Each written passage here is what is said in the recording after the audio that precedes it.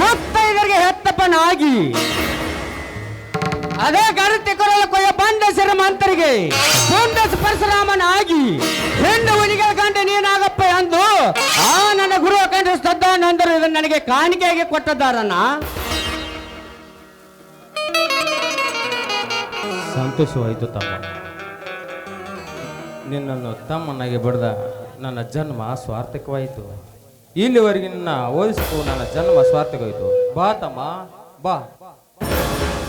ಮೈದುನ, ನಿನ್ನಂತ ಮೈದುನ ಪಡಿಬೇಕು ಅಂದ್ರೆ 7 ಜನ್ಮ ಪುಣ್ಯ ಮಾಡಿ ಬಂದಿದ್ದೀನಪ್ಪ. ಈಗ ನನ್ನ ಜನ್ಮ ಸಾರ್ಥಕವಾಯಿತು ಅಂತ ಅನಿಸ್ತಾ ಇದೆ.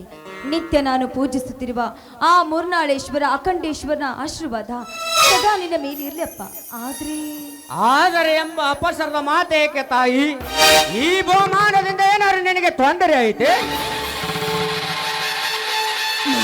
ಹಾಗಿದ್ದರೆ ಯಾವ ಪಾಪಿನ ನಮಗ ನಿನ್ನ ಮೇಲೆ ಕೈ ಮಾಡಿದೆ ನಮ್ಮ? ಹೇಳಮ್ಮ ಹೇಳು, ಈಗಲೇ ಹೋಗಿ ಅವನ ದರ ಎಳೆದು ತಂದು ಕಡಿದು ಹಾಕಿ ಬಿಡುವೆ ನಿನ್ನ ಪವಿತ್ರ ಪಾದದ ಮೇಲೆ.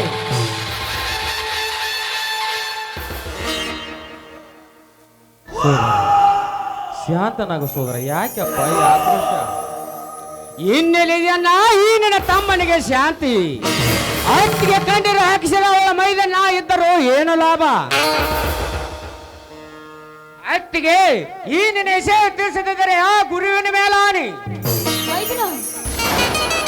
ಹೌದಮ್ಮ, ಹೊತ್ತ ತಾಯಿಯಿಂದ ತುತ್ತು ಮಾಡಿ ಉಣಿಸಿ ಬೇಯಿಸಿದ ಈ ಗಂಡದೇಯ ಆ ಪಾಂಡವರಿಗೆ ಬೆಳೆದು ನಿಂತಿರುವೆ. ಹೇಳಮ್ಮ ದೇವ ನಿನ್ನ ವಿಷಯ. ಏನಿಲ್ಲಪ್ಪ ಮೈದಿನ, 50 ಎಕರೆ ಆಸ್ತಿಗೋಸ್ಕರ ನನ್ನ ವಾದಿರಾಜ ಚಿಕ್ಕಪ್ಪ ನನ್ನ ತಂದೆಯನ್ನೇ ಹತ ಮಾಡಿ ನನ್ನ ಈ ಊರು ಬಿಟ್ಟು ಓಡಿಸಿದ್ದನಪ್ಪ. ಏನು ಹೇಳ್ತಾ ಇದೆಯಮ್ಮ? ಕೇವಲ ಆಸ್ತಿ ಆಶೆಗಾಗಿ ನಿಮ್ಮನ್ನು ಹೊರಗಟ್ಟಿ ನಿಮ್ಮ ಅಣ್ಣನನ್ನು ಈ ಸಮಾಜದಲ್ಲಿ ತಲೆ ಎತ್ತಿ ಬಾಳಿದ್ದು ಮಾಡಿ ಅಲ್ಲ ಚಾಂಡಲ್ಲ.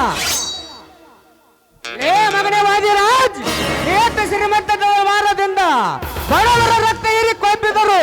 ಆ ಕೊಬ್ಬಿದ ದೇಹ ಇಬ್ಬಾಗ ಮಾಡದೆ ಬಿಡಲಾರೆ. ಅತ್ತಿಗೆ ಈಗಲೇ ಹೋಗಿ ಸಮಾಚಾರ ತಿಳಿದುಕೊಂಡು ಬರ್ತೀನಿ.